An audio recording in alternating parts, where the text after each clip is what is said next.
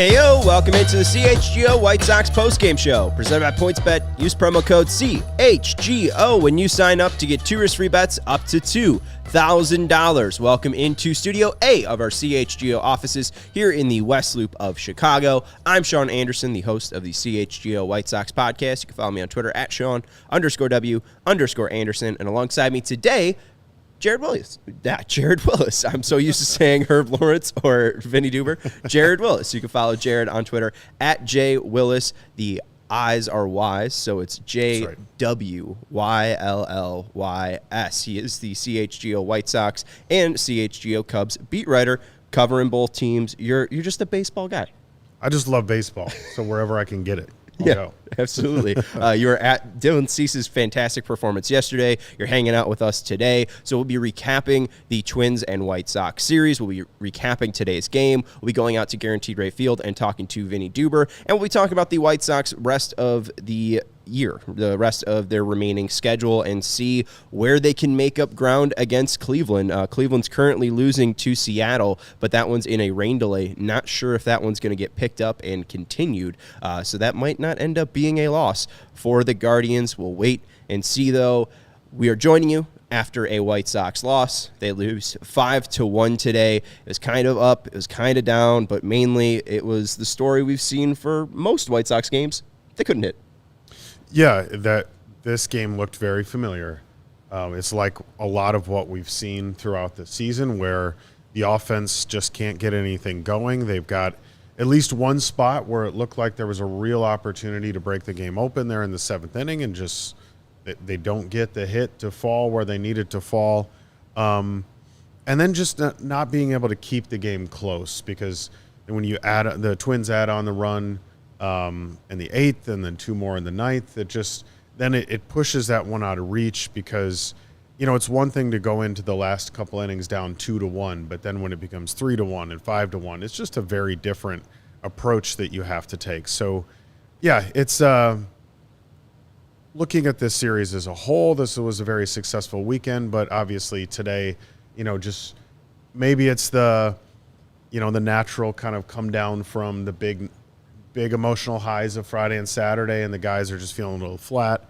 Who knows? But you hope that they just bounce back from this and go out to Seattle and keep up the kind of play we've seen before today. And like you said during our pregame show where we talked about Dylan Cease's fantastic one-hit outing last night, so if you're looking for a podcast, check your podcast feeds, because we did post the pregame show into those podcast feeds so you can listen to our basically game recap from Saturday. But after that game, you said that the White Sox locker room was as loud as you've heard it before. So yeah, I could see this just being a come down, and Lucas Giolito gave you a decent enough start. I know some fans were complaining on Twitter, shocker, about Lucas giving up a 2-run home run to Carlos Correa, but at the end of the day, that's going to happen. Carlos Correa's only hit 2 home runs off you this year. He hasn't really hurt you so much. For a $100 million player going over to Minnesota, you'd think that he'd be having more of an impact on these series, but he's just not really being a thorn in the side for the White Sox, except really today.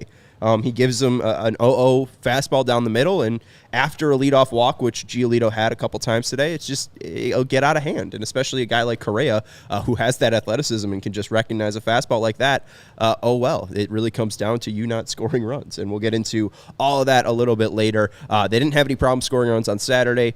Friday was a little bit different. They did get down into an early hole, a 2-0 hole, as Joe Kelly started that game. I thought that was surprising. Davis Martin ended up coming in for Joe Kelly after the first inning and pitching 5 innings, 3 hits, no earned run ball. But Joe Kelly was the opener for the Sox on Friday, and a lot of Sox fans not happy about it. What'd you make of Miguel Cairo going with an opener? I didn't have a problem with it, even after the fact, because it's the kind of thing where if it works and Joe Kelly gets you 3 easy outs, then no one's got it. Very few people are complaining. The only thing that made me question a little is Joe Kelly has just not looked like himself this year. There's been a lot of things at play there. He's not really been healthy. There's a lot that's contributing to that. But if you have the Joe Kelly of a year ago, 2 years ago, then it's a smart move. Start off. You've seen a lot of teams do that. And then it helps with, Davis Martin then can take you a little deeper into the game, and it saves some of the work for the rest of the bullpen. So a move that potentially could have paid off really well, and just yes, they won, but circumstances would be a little different if Joe Kelly does what you hope that he can do. But yeah, I think it's a move that gets criticized and it's more outcome based. Well, right. It's I think absolutely it's outcome based because you kind of forget about Joe Kelly being the opener on Friday because they won that game 4-3. He gave up 2 earned runs in over an inning. I understand that Giolito gave up 2 runs over 5 innings, but your starter gave up 2 runs. You weren't able to overcome it today. You're able to overcome it on Friday. So, I mean, it's really less about how you get there. It's just more, can you compete? Can you continue to compete? And, the White Sox made a mistake, it feels like, when they signed Joe Kelly. But, that was, an issue in March rather than September. You have to realize how to use it. And as long as they're avoiding putting him in, game, real important situations like, when they bring in Graveman today in the 8th inning in a 3-1 game, maybe I get a little bit weary for Joe Kelly there, but to open up a game 0-0, someone's got to give you an inning. I mean, Joe Kelly can at least give you an inning, and, again, it showed you enough that he's not going to kill the game for you or kill the momentum for you because you still won that game. Yeah, exactly, because he's not the guy who right now you don't want to give him a high leverage inning. So you got to use him somehow. You've got to find a way to put him in a position where he can benefit the team as a whole. And again, ideally, he goes out there and gives you 3 outs on Friday, and it didn't work out that way. But given where he's at right now as a pitcher, that's probably one of the best ways that you can use him. You're doing the best you can with what you have, essentially. Mm-hmm, absolutely. And, he's going to be on the team next year, it seems like, unless they end up buying him out. So you have to figure out what way he can work or can be effective for your team because come postseason, I really would be shocked if Joe Kelly's not on the postseason roster. They probably trust his playoff experience, right, his postseason experience being with the Dodgers for so many years, the Red Sox as well. I'd be pretty shocked if they went away from him at come postseason roster deadline, even though I know some fans probably might be hoping for it. So we'll see. Yeah, I'm with you. I mean, I think given what he's done in the postseason, maybe you can justify setting aside what his performance during the regular season this year has been. So, yeah, you've got to find a way to use him when and where you can. Absolutely. And then in that game on Friday in the top of the 8th, Nick Gordon ended up grounding out to second base. Max Kepler scored, making it 3-2, and that's where the White Sox continued the comeback trail. Yasmani Grandal hit a home run in this game off a curveball, off Caleb Thielbar, who ended up pitching in Sunday's game as well, making it a 3-3 game. Grandal also had an RBI earlier on in this game. He also had a nice hit in the 7th inning of Sunday's game as well. We've kind of heard some quotes from him after he had his rehab start down in Charlotte, kind of saying, fuck it, I'm just going to let it all out there. If my hips break down, my hips break down. And so far, since he's come back from Charlotte, looking more like the Yasmani Grandal of 2021 rather than the Yasmani Grandal that's been really bad in 2022. Absolutely. And when we spoke to him before Saturday's game, he mentioned a couple of things in particular. One was that he said, this year I've been more careful with my body than I have been any other year. And he said, I'm kind of tired of doing that. So, enough is enough. I'm going to go out there and give what I can, which is exactly what you want to hear from a veteran player when your team is in the position that it's in. There is a point where you have to just say, I got to just go out there and do it. So, that's one thing. And the second thing that he mentioned is he said, I've DH'd more this season than I ever have in my career. And it's clear he doesn't like it. He wants to be behind the plate. So if he can get in a spot where he's more comfortable with what he's doing as a player defensively and just able to go out there and be consistently in the lineup, you might see more performances like that, provided that his body can hold up, because you can only force it to a certain extent.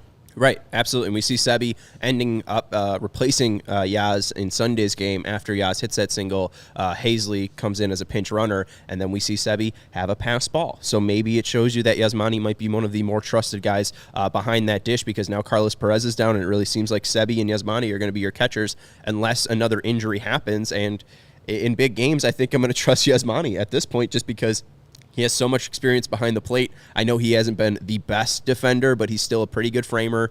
I think he's been better with pass balls this year, and the bat has kind of taken a huge dip, but if he's able to perform like he has been over the past couple of games, the White Sox might get some kind of stable production at the catcher spot. Let's talk about how the White Sox won that game on Friday, though. Harrison ended up grounding out to second to start off that inning versus Jorge Lopez. Then Romy Gonzalez single to left field. Then Elvis Andrus single to right, making it first and second with one out for the Sox. Then Andrew Vaughn's hit by a pitch, and the bench is clear. What'd you think of this? The main person leading the Sox out of the dugout, Lance Lynn, screaming at people. It wasn't any, there wasn't a ton of fists, being thrown. It wasn't a huge brawl, but still, seeing the White Sox kind of get riled up by that was pretty good to see. It was. There are moments like that when you see those things happen, and it felt like the kind of moment that you look back on and say, maybe that's when the tide started to shift, when the vibe with this team started to change. And it makes sense that it would start with somebody like Lance Lynn. He's a veteran. He's a team leader, even though he's not been with the team all that long. He's, especially in that starting staff, the way that some of those younger pitchers talk about Lance Lynn, it wouldn't surprise me if the rest of the roster really looks at him with a lot of respect. There was, I think it was Graveman yesterday who I spoke to, who mentioned Lance Lynn talking to him about Cardinals teams that he was on that didn't have that great of a regular season record that still went on to get into the postseason, that kind of thing. So there's that sort of mentality, and just physically of the kind of person I would not want charging at me angrily.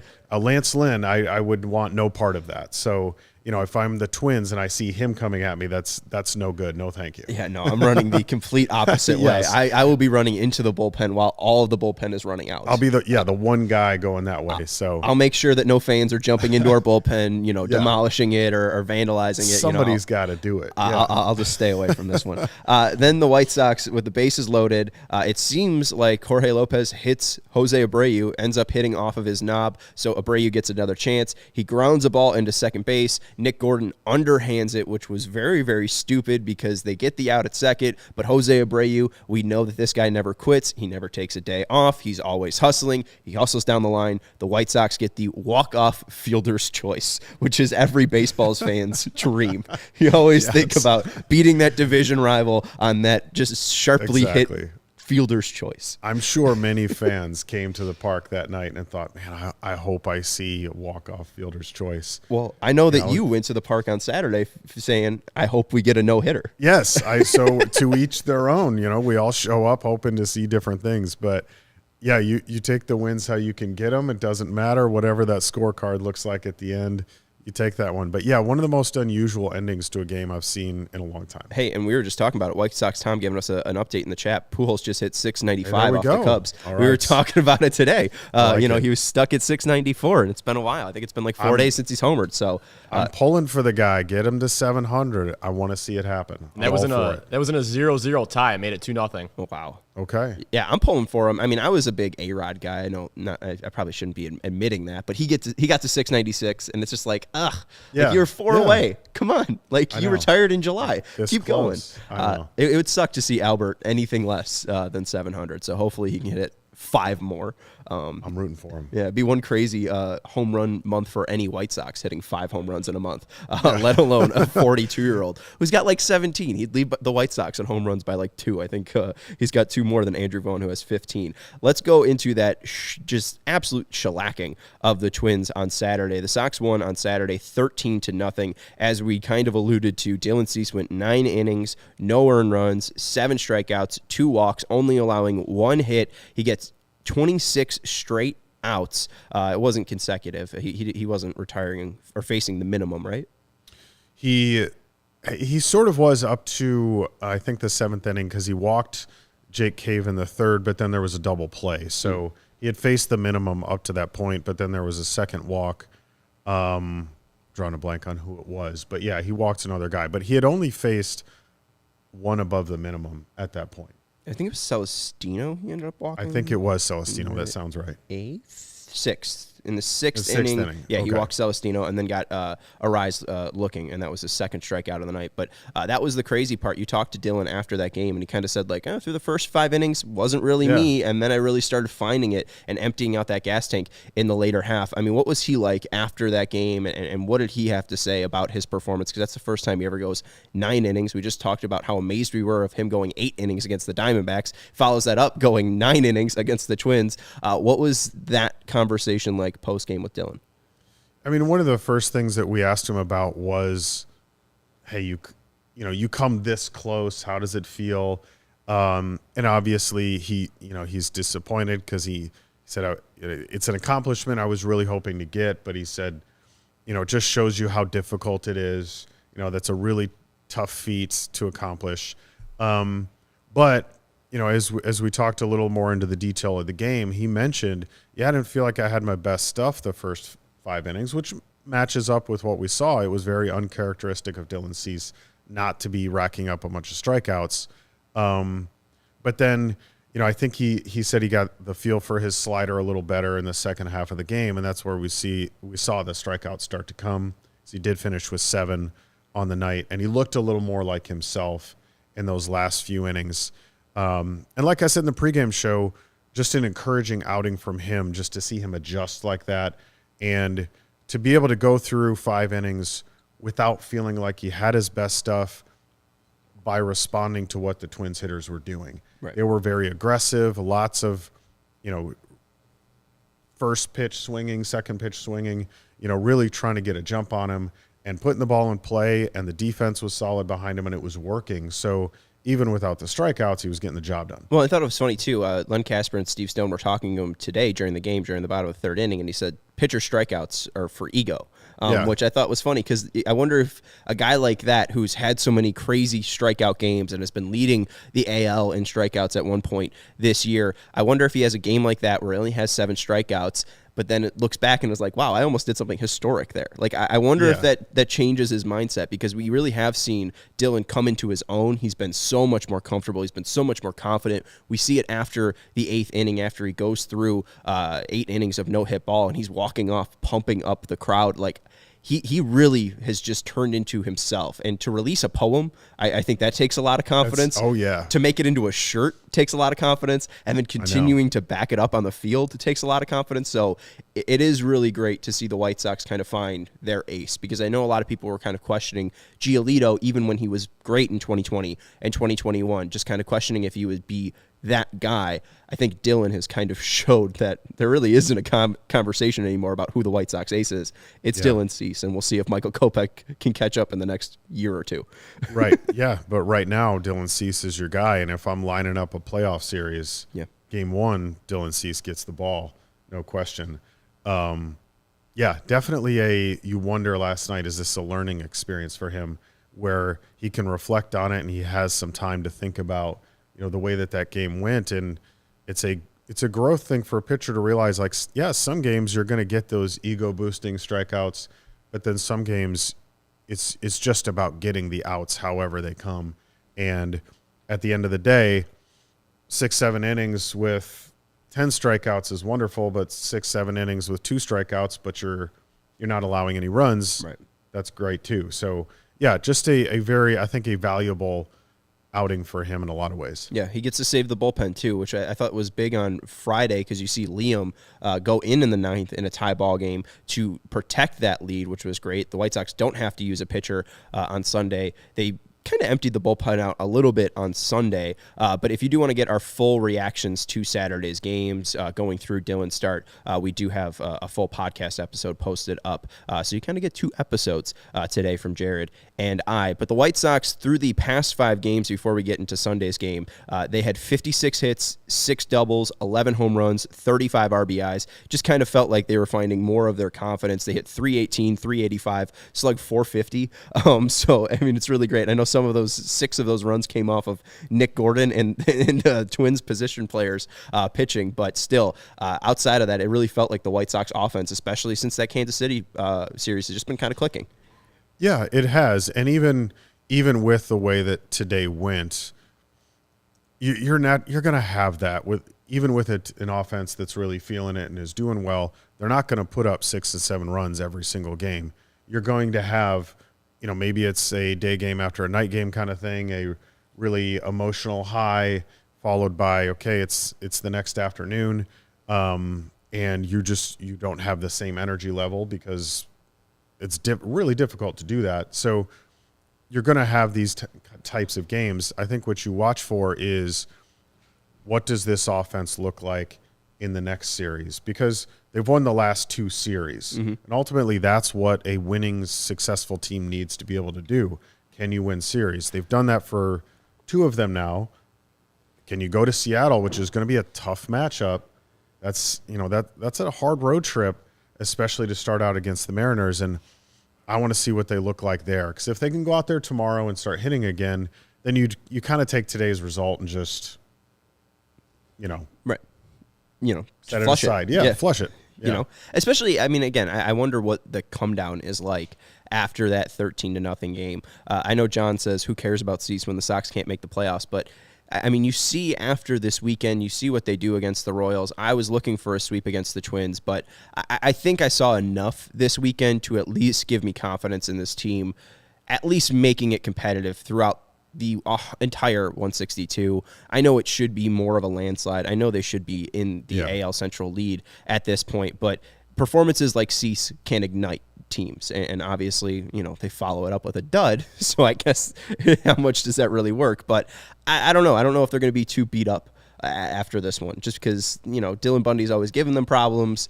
They've consistently it seems like they've found something. And 2, we'll give some good news in this 5-1 loss. The Sox end up losing 5-1 today against the Twins. The thing that really sticks out to me, 7 hits today for the Sox, 3 of them extra base hits. So it's not like they were really going with that typical single. We saw a double from Elvis Andrus. We saw a great double from A.J. Pollock. We saw a great shot from Gavin Sheets that ended up being a double. Like, there was moments where it felt like the White Sox could have broke this open. It just wasn't there for them today.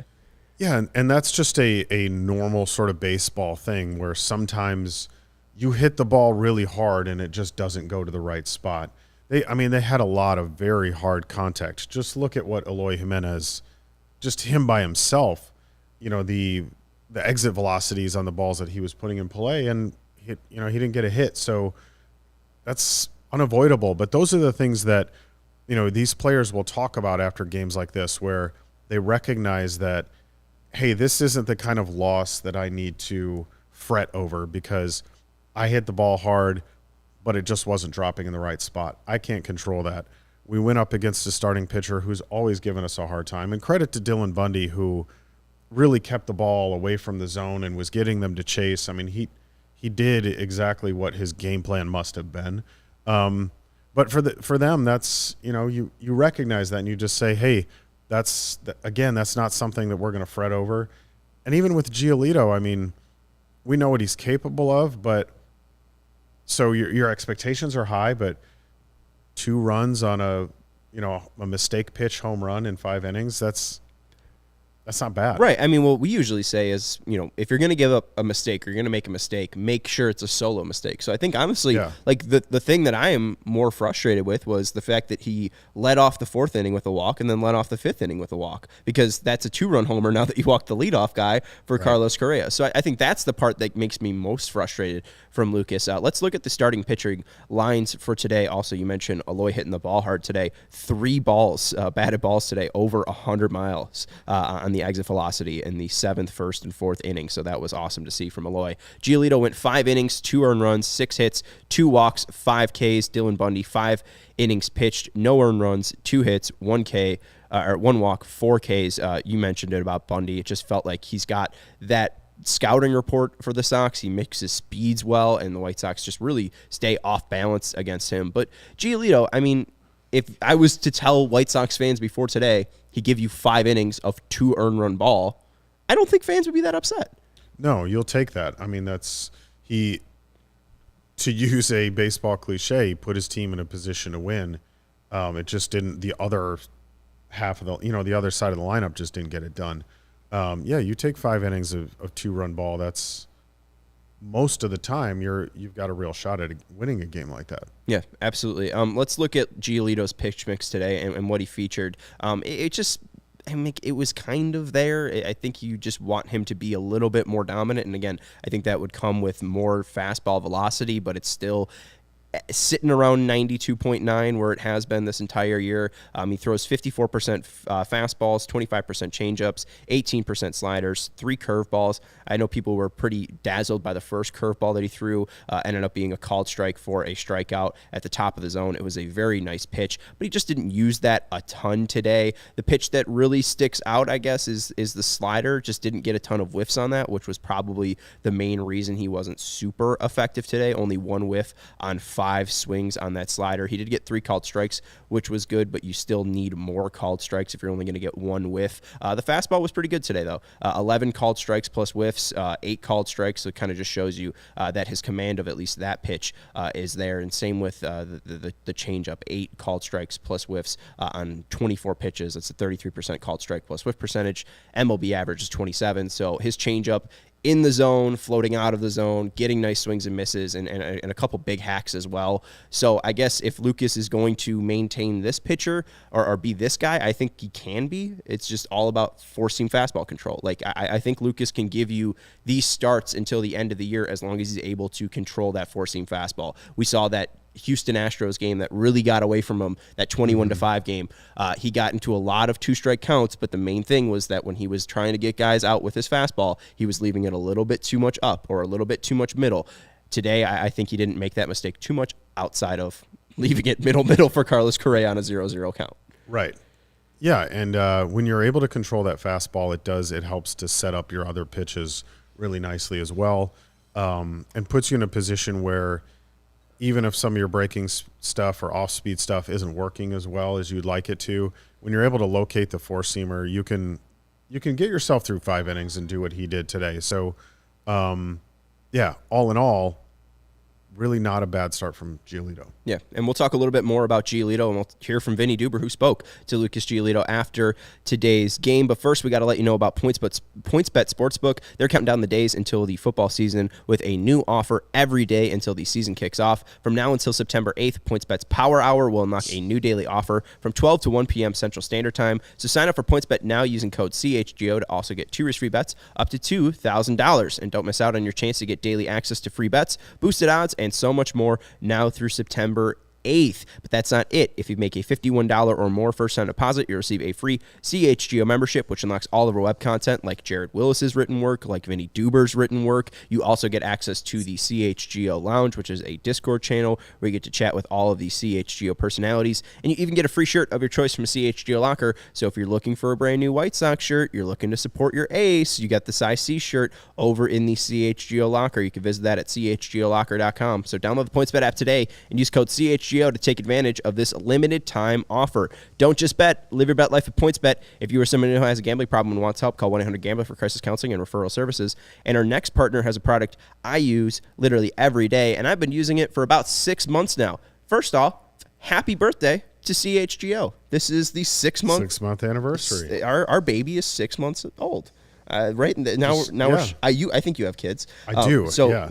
we're now no longer shopping in the 0 to 6 months anymore. We're shopping in the 6 to 18, yeah. Right? Some solid foods going in. These are big, exciting times. This is great. We get to eat solid foods now. And I think Athletic Greens is a solid food. I'm not sure. It's more of a drink. And now I've been on it for about 6 months, and I love it. It doesn't taste super healthy. It kind of has a mild tropical taste that I look forward to each and every morning. And with 1 scoop of delicious AG1s, I absorb 75 high-quality vitamins, minerals, whole food source superfoods, probiotics, and adaptogens to help me start my day right. This special blend of ingredients help my gut health, my nervous system, my immune system, my ability to have that energy to have a podcast for an hour, my ability to focus during that hour-long podcast, all of the important things to help me get my day completed. It's lifestyle friendly, whether you eat keto, paleo, vegan, daily free, or gluten-free, and Athletic Greens has over 7,002 5-star reviews. Right now, it's time to reclaim your health and arm your immune system with convenient daily nutrition. It's just one scoop in a cup of water every day. That's it. No needs for millions of different pills and supplements to look out for your health. And to make it easy, Athletic Greens is going to give you a free 1-year supply of immune-supporting vitamin D and 5 free travel packs with your first purchase. All you have to do is visit athleticgreens.com/CHGO Sox. Again, that's athleticgreens.com/CHGO SOX to take ownership over your health and pick up the ultimate daily nutritional insurance. Let's go out to Guaranteed Rate Field, where the White Sox lost 5-1 against the Twins today, and talk to Vinnie Duber, our CHGO White Sox beat writer. You can follow him on Twitter at Vinnie Duber. Hi, Vinnie. Hey, guys. How are you today? We're good. How are things in the White Sox clubhouse after today's loss? Jared said it was very, very active, very, very loud after Saturday's 13-0 win, so I'm assuming it was probably quiet. Yes, as Jared well knows, these things entirely depend on the result of the game that day. So, yes, it was not a raucous atmosphere today. The guys are getting ready. Also, it's getaway day, obviously, so they've got to mosey on out of here in a relative hurry. But everybody's kind of milling about, and they're doing a football jersey-themed road trip. So everybody was putting on their gear as they're getting ready for the trip. Any weird ones? Chicago fans are going to probably think that there's a lot of weird ones. Very few Bears jerseys out there. I think there were two Justin Fields, two Walter Payton. So you can all get very excited for Tim Anderson and Leury Garcia rocking the Justin Fields jerseys. Michael Kopech was one of the two guys in the Walter Payton jerseys, along with Elvis Andrus. But that was the only Bears representation. I think a lot of it has to do with fantasy football. Sounds like the guys who are in the league are repping the player that they're going to draft in the fantasy draft, in the first round of the fantasy draft. So you're going to see probably the whole league represented, but a few folks will be disappointed to learn there are a couple big Packer fans on the team here. Jake Diekman and Jimmy Lambert, the both of them. None of them from Wisconsin. Yeah. I did see a couple Packers jerseys in there yesterday, so yeah. Not Jimmy. I've liked Jimmy. Jimmy's like kind of warmed up to me, and now he's a Packer fan? From Southern California at that. What? He went to the Bill and Ted High School. What does that have to do with the Packers? I don't know. People right. can pick whatever team they want to root for, I suppose, but yeah. Oh, question for Jimmy, I guess. Yeah, seriously. Yeah, we got to start asking about these guys' jerseys and stuff. Let's talk about Lucas Giolito. I know they don't give out Randy Moss jerseys after losses, so he probably doesn't have a Randy Moss jersey in his locker today. But what was Lucas saying after today's game, and what did he say about that home run? Because it was really the only mistake he made today.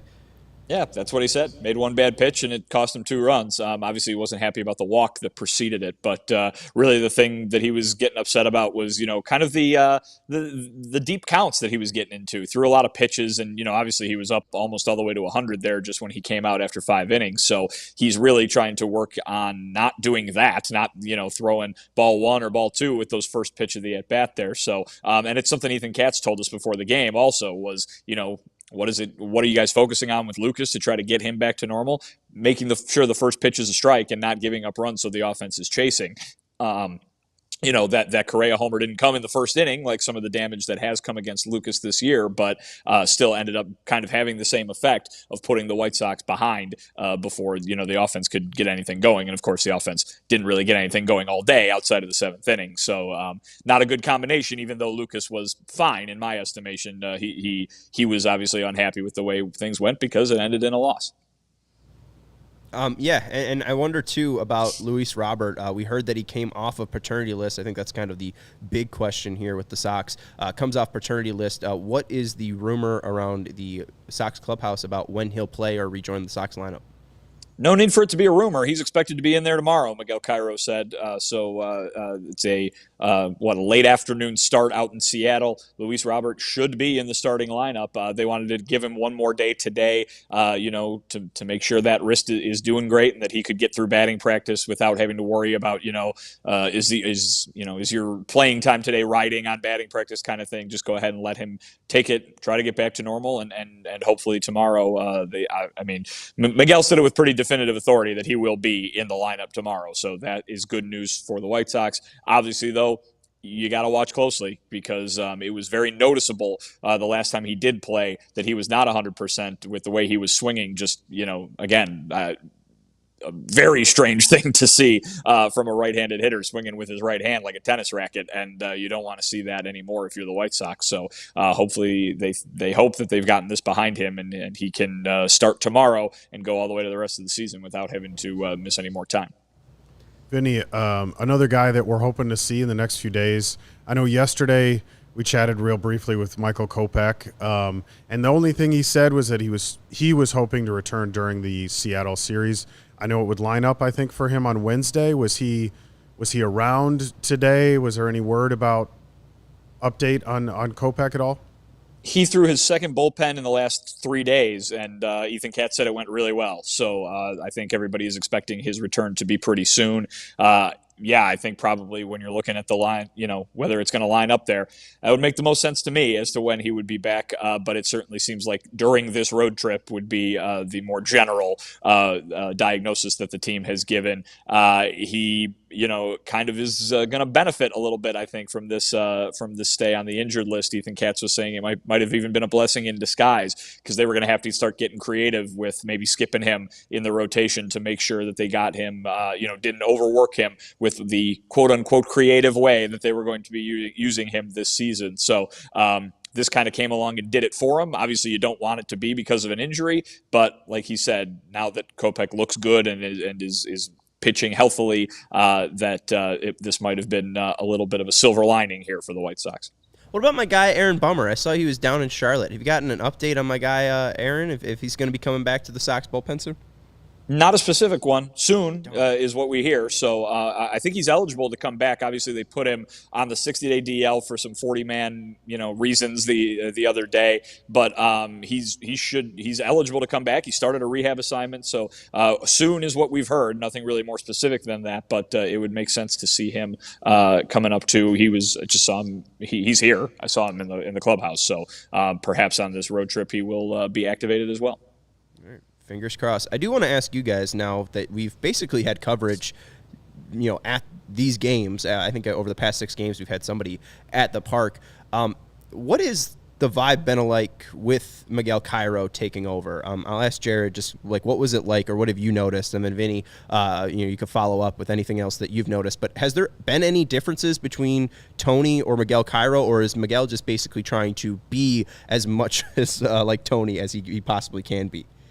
I mean, just based on what I saw, and, keep in mind that I was coming in off of that really exciting win on Friday and then what turned into Dylan Cease's incredible night. So I saw a lot of very positive energy. I mean, these guys are, definitely feeling good. A few of them mentioned that they felt like the vibe around the team was different the last few days.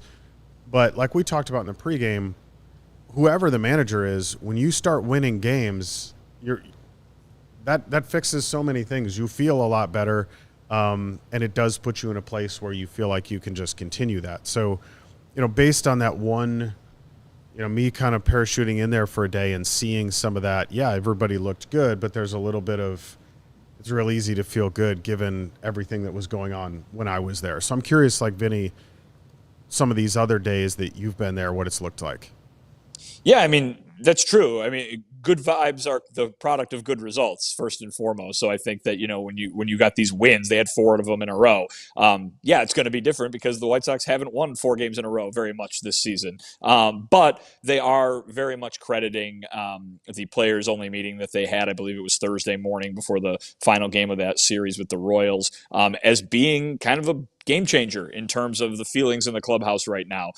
They feel united. They feel on the same page. They feel like they are very much cognizant of where they are in the season here. You're getting down to it. There's, I think, what are we, under 30 games now, I think. So they know what's in front of them. They know what they have to do. And that's not to say they didn't know back in August or they didn't know back in July, but it's crunch time, and they're aware of that. And I think that is putting a good kind of pressure on this team, if that makes sense. But really, the main thing that they are crediting for feeling better lately is just kind of being together, which again is not something they weren't before, but reiterating it and recommitting to it is they've found it helpful here the last week. Now, obviously, they go to Seattle and Oakland. If they lose 5 of the next 7 games, they're not going to be feeling good anymore, and they're going to be searching for answers once again, right?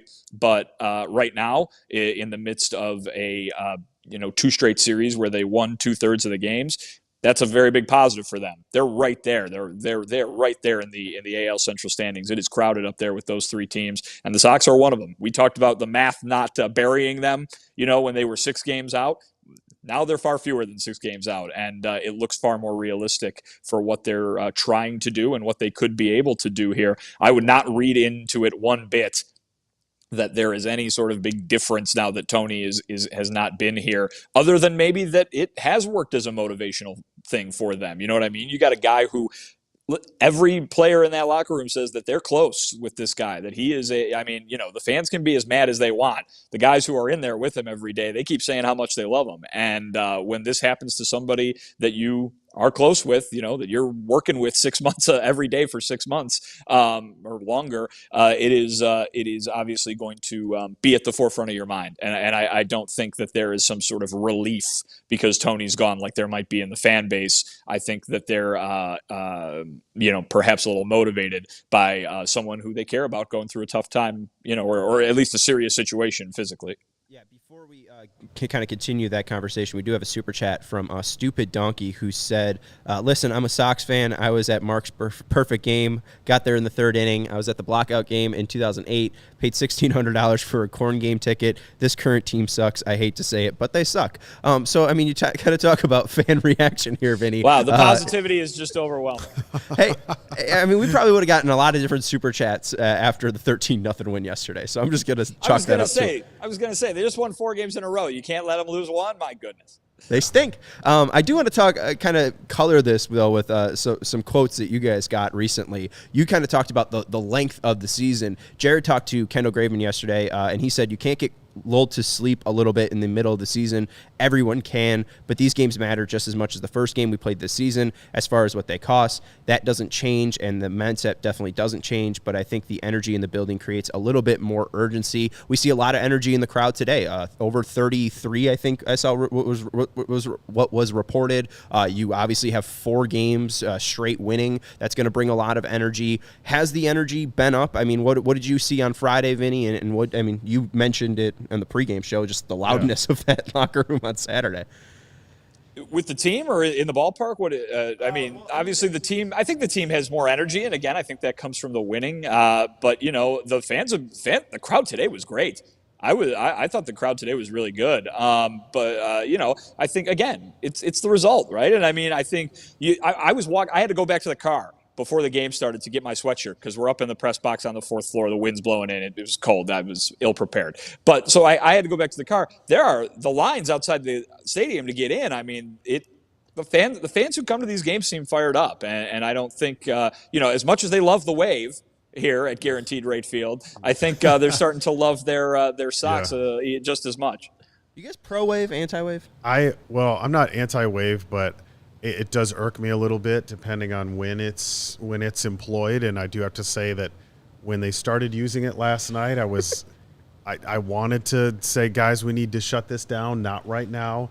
Yeah, I was in the crowd for that, and I'm wondering, Dylan Cease has a no-hitter going here, and we're doing the wave. Let's pay attention to what's going on right now. That's a moment when I'm like, no, this is not the time for it. If you're getting pounded, then you just want to lighten the mood and have some fun and do the wave, fine. Or if it's a blowout win and there's nothing serious going on, no problem with it at all. It's all about when you do it.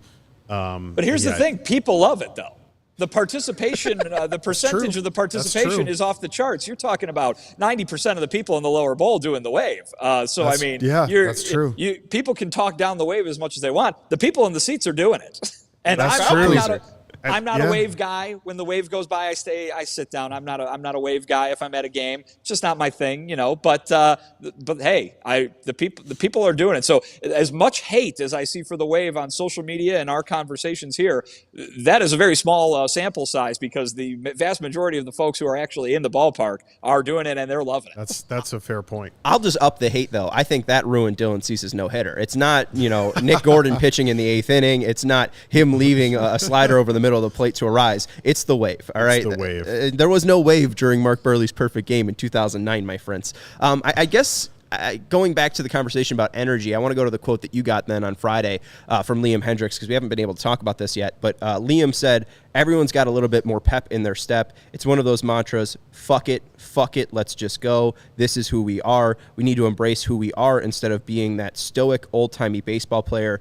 Show some emotion, get angry, and piss everybody off. I'll go with you, Vinny, and then Jared, you can follow up. Any examples of showing that emotion or getting angry and pissing people off that you guys heard from the players or just saw on the field that can kind of talk about that energy that maybe they're trying to put into the game? Well, I mean, I got that. I talked to Liam after the win on Friday, and that ninth inning was a very emotional ninth inning, obviously with the hit by pitch there with Vaughn and then the benches clearing. I think that's kind of the one that I was pointing to, because you saw the footage of those guys getting together. Or you saw, the video that was passed around social media of Lance Lynn getting out there right away. Yasmani Grandal, AJ Pollock, they're caught on the broadcast right in the middle of that thing, really vocalizing their feelings in that moment. And, I think that again, I think you would see that probably from any team. And that's in this situation, that's baseball, when those guys come together, in the middle of the field, that's kind of how you're supposed to act. But these are two teams who are in a playoff race with each other, and they're going to see them. They're going to see each other again too. 6 more games between these teams over the last 9 of the season. There might be something on the line over that last week and a half, and there might be some more moments like that one, not necessarily with benches clearing, but just in the amount of intensity that's going to be there, and a close game late like that. I mean, these two closers know what they're doing. I mean, you talk about an example of emotion. Liam Hendriks was talking about himself personally. He said he went back and he looked at every strikeout he's had since 2013. That's what he was doing the other day, was watching a decade's worth of strikeouts. And he noticed that he evolved into that guy who he is, right? Who people recognize, the guy who's always, stomping around on the mound and screaming profanities when he's throwing the ball and doing the fist pump at the end of the game. And he said that lately he noticed he wasn't doing that as much. And so he's, again, recommitting. I'll use that word, recommitting himself to trying to be that guy, And we've heard comments like this from him if you go back to last year, which was his first year on the South Side.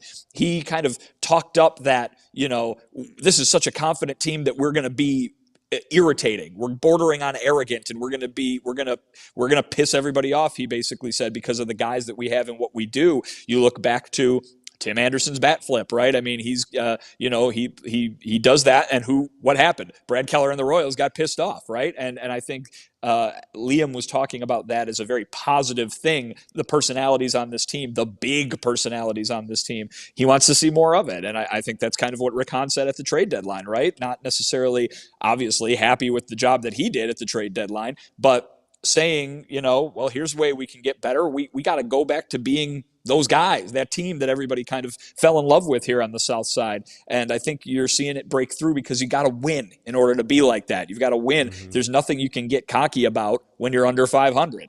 And if the White Sox could string some wins together here, you're going to see that team. Listen, when Jose Abreu on Friday night thought he got hit by a pitch, or acted like he got hit by a pitch to end that game, they were chasing him around the infield while the Twins were asking for a review.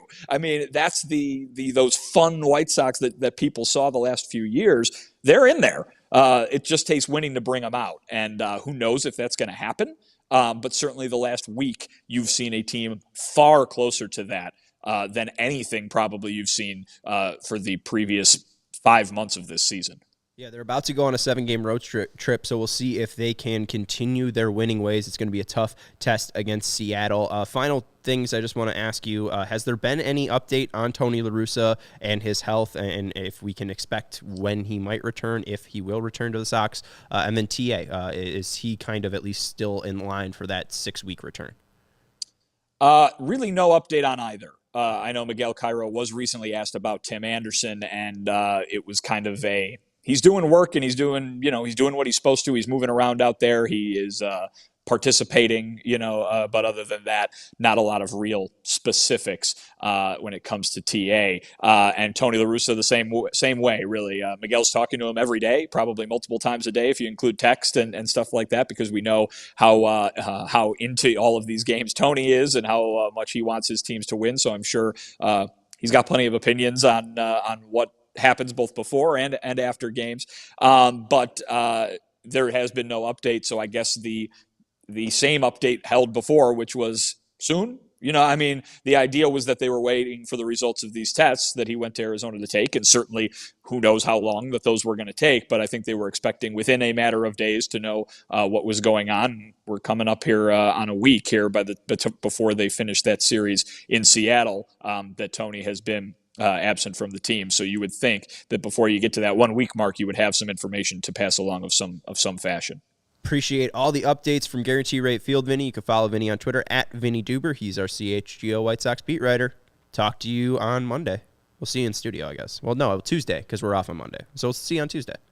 Enjoy the holiday, fellas. Enjoy the holiday. See you, Vinny. And I'm going to be enjoying the holiday betting. I'm going to be gambling using my favorite app, PointsBet. If you enjoy CHGO, one way to help us continue to grow is to download the PointsBet app and use code CHGO when you sign up. Not only are you going to get 2 risk-free bets up to $2,000, but if you make a $51 or more first-time deposit, you receive a free CHGO membership, which unlocks all of our web content, like Vinny's articles where that Liam Hendricks quote was featured, like Jared's articles where that Kendall Graveman quote was featured. A lot of great stuff over at allchgo.com. We also will give you access to the CHGO Lounge, which is our CHGO Discord. You could chat with Vinny, me, Jared, Herb, all in the White Sox chat. We have a ton of different rooms for whatever fandom you have.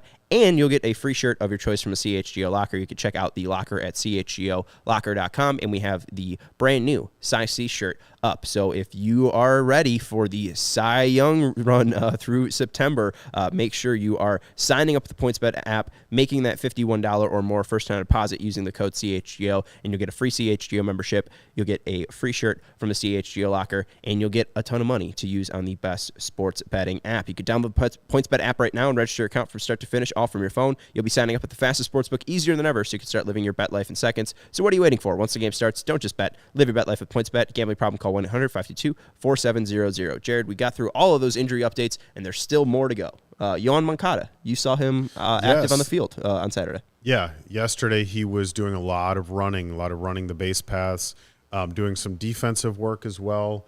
Looked really good. I mean, he looks like he's really close. So I wouldn't be surprised to see him come back within, maybe during this road trip as well. Miguel Cairo talked about that on Saturday, just, in sort of a hopeful tone of, hey, maybe we can actually write out a lineup card with all of the guys that we want to have in it. Right. But yeah, he looked really good. He was doing, full infield work, so a lot of running work yesterday. Didn't appear to be any issues. So signs of a return for him soon look good. And if I do my math correctly, he was placed on the IL on the 27th. It was a 10-day IL, so I think he will be able to return tomorrow. So I think that the 10-day IL stint ends tomorrow. So we'll see if they activate him and add him to the roster. I know Steven's disappointed that might mean the end of Romy Gonzalez. He's been good. He's been good. He has been good. Hey, the one thing that people keep bringing up in the comments that we haven't talked about just yet from the 5-1 loss was the 7th inning where the White Sox kind of started things getting going. And the one guy that, you probably want to replace, or at least I want to replace on this team, is Leury Garcia. So Eloy Jimenez smoked a ball out to right. It was an out. So the Sox had one out. Then Gavin Sheets hit a ground rule double to deep center field, putting a runner on second base. Then Grandal single to right. Gavin Sheets got a nice jump off second base, but Joe McEwing didn't want to send him, so first and third with one out. Then Pollock doubled to deep right. Adam Hazley, who was the pinch runner for Grandal, couldn't get around all the way, so only one run scored in Gavin Sheets. So runners are on first and third again, and Leury Garcia comes up. And this is right after they took out Michael Fulmer, who was giving up a ton of hard contact. They bring in Johan Duran, who's throwing 102-mile-per-hour fastballs and 100-mile-per-hour splitters, and this disgusting curveball as well. He is a very, very nasty pitcher. But the main thing that we've known with Leury Garcia is that he struggles with velocity. Anything over 95 miles per hour, he is going to probably swing and miss. And after the first pitch against Duran is a big swing and miss at a fastball at the top of the zone, I'm like, all right, Leury, get a bunt down. he gets the bunt down, and I felt like, Nostradamus here, saying Leury was going to bunt. The Twins didn't feel that way because they were ready to field it. They're ready for it. They get the play at home, getting Hazley out. I didn't mind the idea of trying to get that run across by any means necessary. I didn't think Leury could make contact with a fastball against Duran, but I guess that's the issue here is, at least for Steven, is you could have, I guess, gone to Josh Harrison off the bench, but this team is kind of thin, and now you're looking at Leury, or I look at Leury, as kind of the guy that really doesn't belong on this team just because he's been struggling for so much of this year, and even in big situations, you really can't trust him to be a normal major league hitter. So I do wonder if they make a really bolden move by just DFAing Leury. I think that's very far-fetched. I think it's probably going to be Romy being sent down. But, I mean, what do we make of how this roster kind of shakes out once Moncada comes back and once Robert comes back? That probably is easier with Hazley. Yeah, I think that's an easier one. Or, Mark Payton, who you could also go with him. Yeah, with Leury with the bunt, I'm with you. It's the kind of spot where that seems to be the right move. He just didn't execute it all that well because it was basically right at the pitcher. But laying down a good bunt on a 100-mile-per-hour pitch that's high in the zone, easier said than done. What I wonder is, because there are the easy roster moves to make. Romy Gonzalez is the easy roster move to make because there's options. Right.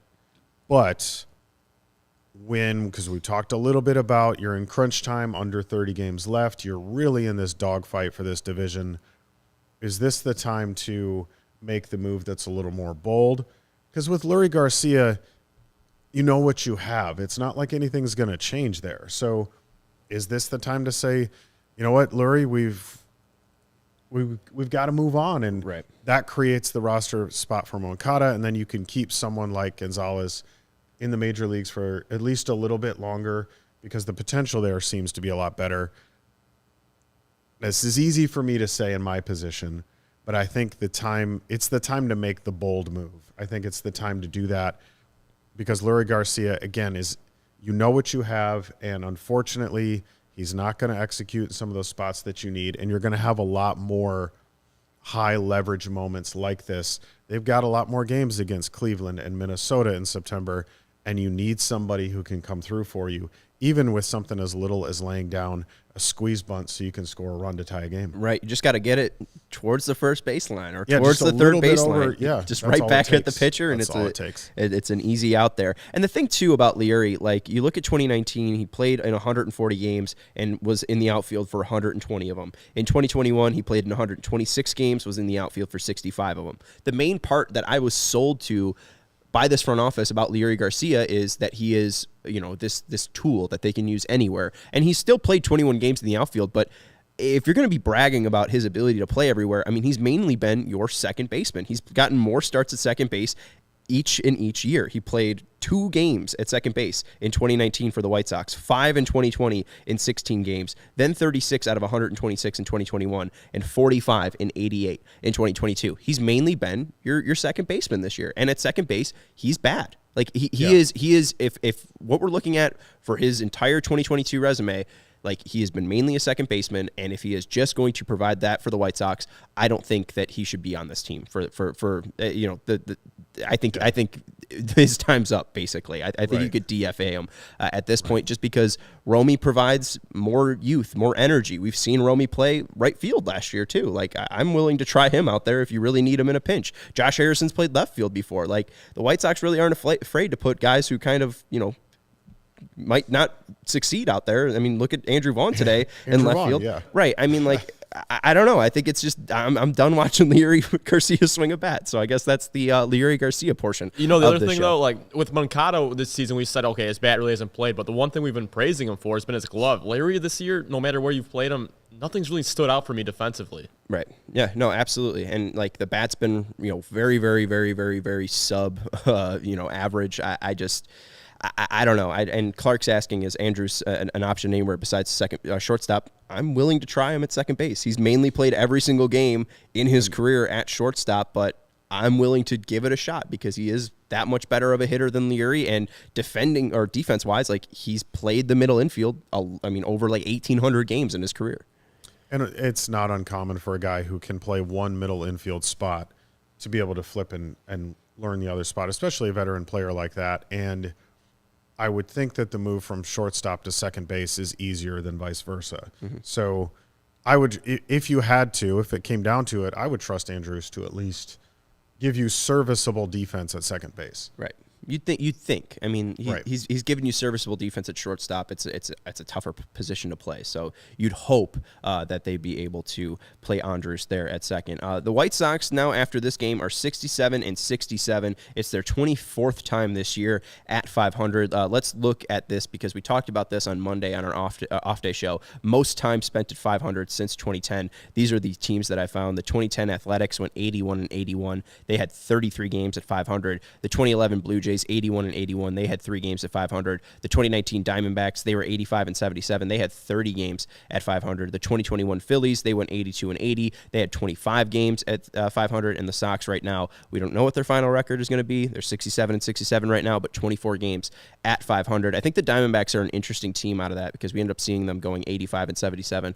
All of their games being at 300 were around the 132 game mark. That's kind of where the Sox are right now. I just find it interesting that you see them kind of take that boost, and they didn't have a game at 500 or after once they reached that 30 game mark, which I think was about September. So I mean, Vinny talked about it in his hit. Like, if there is a time for a run, it has to be right now. And it can't be like, you can't even be waiting until the last 9 games. Like, you need to start building that momentum. So if the White Sox are able to get a win out in Seattle, I'll feel really good about where the White Sox stand in the postseason.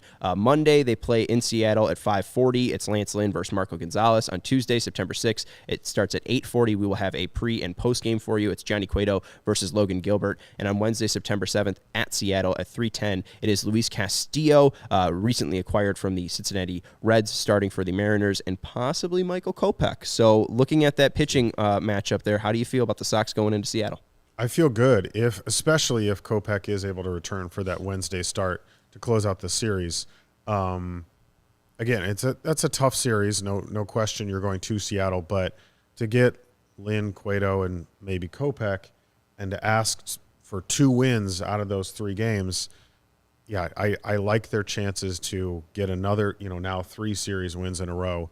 Not going to be easy, but with those 3 guys on the mound, I like how things are lining up. Yeah, I mean, it's going to be interesting to see how Kopech comes back, just because it was so scary watching him pitch in Kansas City. And if he doesn't have his velocity, we know that he is just, more ineffective. I mean, any pitcher would be. But hopefully it's not like Tyler Mahle bad. Hopefully, since it was just a knee injury, not shoulder inflammation like Mahle was dealing with, hopefully Kopech is able to bounce back. But especially game 1, we're not going to be covering this game, but Lance Lynn versus Marco Gonzalez, you have a lefty on the bump. Like, the White Sox should be able to take advantage, especially thinking about left field in Seattle. It's kind of a shorter porch. If the White Sox are able to really jump on Marco Gonzalez, I've really liked what we've seen from Lance Lynn recently. They mentioned on the broadcast that Lance Lynn, due to his late start to the season, he's probably more fresh than he's ever been. I think 8 of his 9 last starts, he's had 6 or more strikeouts. Like, he's really found a groove here. So, I mean, this is going to be a really important series opener for the Sox. Definitely. And when you think about, too, the fact that Lance Lynn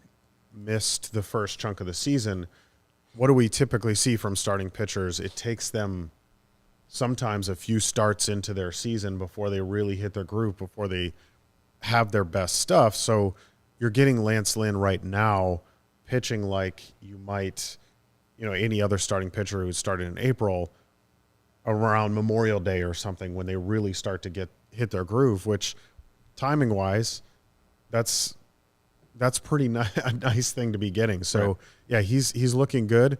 And to have that arm fresh going into this stretch run, that's a good thing to have. Mm-hmm. The last 8 games for Lance Lynn, he's got an ERA of 2.61, looking like the guy that finished 3rd in the Cy Young last year for the Sox. That's going to do it for today's show. We are off tomorrow for Labor Day. I want to give a huge thanks to Jared Wyllys for joining us today, coming in for the pre- and post-game show. Again, don't forget, you got 2 episodes today. You got a recap of Saturday's game, Dylan Cease's phenomenal 9-inning performance against the Twins, and today's post-game as well, where we recapped the series and talked to Vinnie Duber about some injuries. You can follow Jared on Twitter at JWyllys, and it's Y's instead of I's, as Herb says, at JWyllys.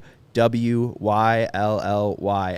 Thank you, Jared, and make sure to follow him for all of his articles coming out for the end of the season, whether it be White Sox or Cubs. You can follow me on Twitter at Sean_W_Anderson, and you can follow Vinnie Duber on Twitter at Vinnie Duber. Herb Lawrence will be with us on Tuesday, and shout out to Matthew Cortese, who is going to be in Seattle. Hopefully Johnny Cueto throws a no-hitter for you, and they win 5-0, Matthew. But we'll talk to you guys on Tuesday. Thank you to Stephen Nicholas for your production, and thank you to Fleetwood Mac for their 1979 album Tusk. Goodbye. Go White Sox.